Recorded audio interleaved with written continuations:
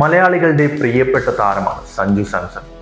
പലപ്പോഴായി അവഗണനകൾ അദ്ദേഹം നേരിടുമ്പോൾ മലയാളികളുടെ ഉള്ളു വേദനിക്കാറുണ്ട്.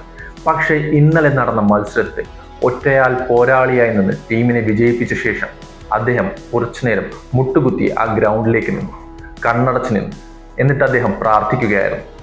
അദ്ദേഹത്തിന്റെ ഉള്ളിലൂടെ പോയത് എന്താണെന്ന് ആ മത്സരം വീക്ഷിക്കുന്ന, സഞ്ജുവിനെ സ്നേഹിക്കുന്ന ഓരോ മലയാളികൾക്കും അറിയാം. അവഗണനകളും പരിഹാസങ്ങളും എല്ലാം നേരിട്ട് അവസാനം വിജയിച്ചു വന്ന് നിൽക്കുന്ന ഒരു പോരാളിയുടെ ആത്മസംതൃപ്തിയായിരുന്നു ആ നിൽപ്പ്. അത് കണ്ട സഞ്ജുവിനെ സ്നേഹിക്കുന്ന ഓരോ മലയാളികൾക്കും അത് അങ്ങനെ തന്നെയാണ് ഫീലും ചെയ്യുന്നത്.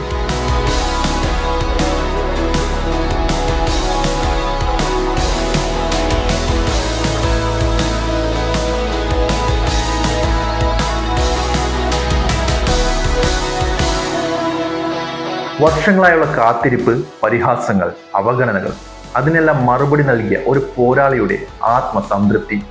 ഒരു കളി മോശമാകുമ്പോൾ നമുക്കുണ്ടാകുന്ന സങ്കടത്തിന്റെ 100 ഇരട്ടി സന്തോഷവും സംതൃപ്തിയുമാണ് ഇന്നലെ അയാളുടെ ഇന്നിങ്സ് നൽകിയത്.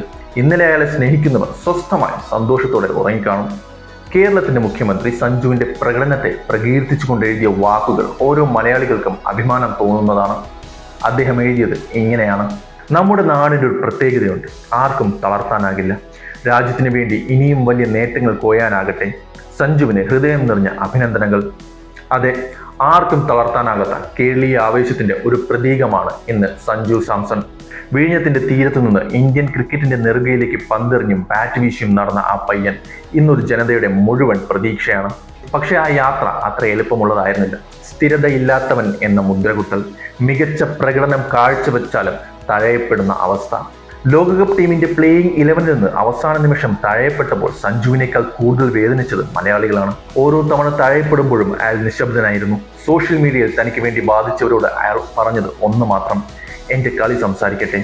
പലപ്പോഴും വീണുപോയി എന്ന് കരുതിയെടുത്ത് നിന്നാണ് സഞ്ജു പറന്നുയർന്നു വന്നത്. മികച്ച പ്രകടനങ്ങൾ ലഭിച്ചിട്ടും അവഗണനകളും അവസരമില്ലാതെയും ഇരുന്ന സഞ്ജുവിന്റെ കഥയാണ് ദ റിയൽ കേരള സ്റ്റോറി. തീർന്നിട്ടില്ല, ഇനിയും കടമ്പകൾ ഒരുപാട് മുന്നിലുണ്ട്. ഇനിയും ഒരുപക്ഷെ നേട്ടങ്ങളെല്ലാം മറന്ന് അയാൾ തഴയപ്പെട്ടേക്കാം. പക്ഷെ ഒന്നുറപ്പാണ്, ഒരു ഫീനിക്സ് പക്ഷിയെ പോലെ അയാൾ വീണ്ടും ഉയർന്നു വരും. വെണ്ണക്കലിൽ കൊത്തിയതുപോലെയുള്ള ആ ഷോട്ടുകൾ ഗ്യാലറിയിൽ ഇനിയും ആവേശം വിതറും. സഞ്ജു ഒരു വ്യക്തിയല്ല, അത് തോറ്റുകൊടുക്കാൻ മനസ്സില്ലാത്ത ഒരു പോരാളിയുടെ പേരാണ്.